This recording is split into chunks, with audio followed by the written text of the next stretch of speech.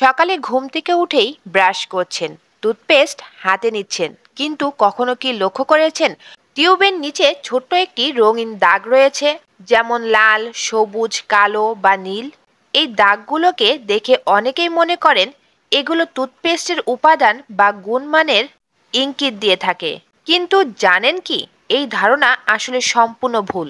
আজকের এই কন্টেন্টে আমি আপনাদের বিস্তারিত বলবো কেন এই রঙিন দাগগুলো আসলে টুথপেস্টের উপাদান বা গুণমানের কোনো চিহ্ন নয়, এবং কোন ধরনের টুথপেস্ট কাদের জন্য উপযুক্ত সেটাও জানাবো।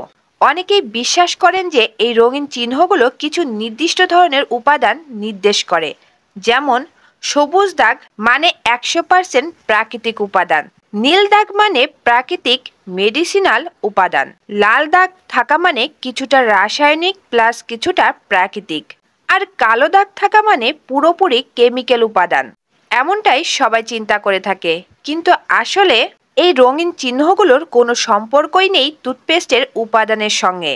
এসব দাগ মূলত আই মার্ক বা কালার মার্ক নামে পরিচিত, যা মেশিনের মাধ্যমে প্যাকেজিং প্রক্রিয়া সহজ করে তোলে। এটি কোনো ধরনের টুথপেস্ট গুণমান বা উপাদান সম্পর্কে কোনো ইঙ্গিত দেয় না। আই মার্ক বা কালার মার্ক হচ্ছে একটি ছোট চিহ্ন যা টুথপেস্টের টিউবের নিচে মেশিনের সাহায্যে বসানো হয়। এই চিহ্নটি কেবল প্যাকেজিং প্রক্রিয়াকে সহজ করে তোলে।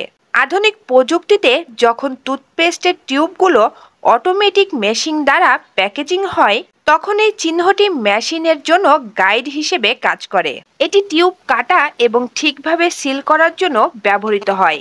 এই রঙের দাগ কোনোভাবেই টুথপেস্টের উপাদান বা গুণমানের সাথে সম্পর্কিত নয়। এক কথায়, আপনার টুথপেস্টের গুণমান নির্ভর করবে তার উপাদান এবং কার্যকারিতার ওপর, রঙের দাগের ওপর নয়। এখন আসুন জেনে নিই কোন টুথপেস্ট কাদের জন্য।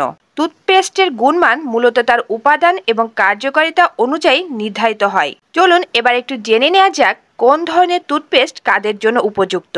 ফ্লোরাইডযুক্ত টুথপেস্ট। ফ্লোরাইড দাঁতকে শক্তিশালী এবং ক্যাভিটি থেকে রক্ষা করে। এটি সাধারণত সবাই ব্যবহার করতে পারেন, বিশেষ করে যারা দাঁতের ক্ষয়রোধ করতে চায়। যারা কেমিক্যাল সংবেদনশীল তারা হার্বাল টুথপেস্ট ব্যবহার করতে পারেন। এটি প্রাকৃতিক উপাদান দিয়ে তৈরি করা হয়। এবার জানিয়ে দেব কোন টুথপেস্ট আপনার জন্য কিভাবে উপযুক্ত হবে। দাঁতের সুরক্ষা ও সাদা রাখতে চাইলে সাদা টুথপেস্ট ব্যবহার করতে হবে। ব্যাকটেরিয়া বা মাড়ির স্বাস্থ্য ভালো রাখতে চাইলে সবুজ টুথপেস্ট। সাধারণ দৈনন্দিন পরিষ্কারের জন্য নীল টুথপেস্ট। দাঁতের বা মাড়ির অতিরিক্ত সেনসিটিভিটি থাকলে লাল টুথপেস্ট। আপনি কেমন অনুভূতি করছেন? আপনার দাঁতের জন্য সঠিক টুথপেস্ট এখন কি খুঁজে পেয়েছেন? আশা করি বুঝতে পেরেছেন। যদি ভিডিওটি ভালো লাগে তাহলে অবশ্যই ভিডিওতে একটা লাইক দেবেন, আমার চ্যানেলটি সাবস্ক্রাইব করে রাখবেন নতুন নতুন এমন তথ্য পেতে।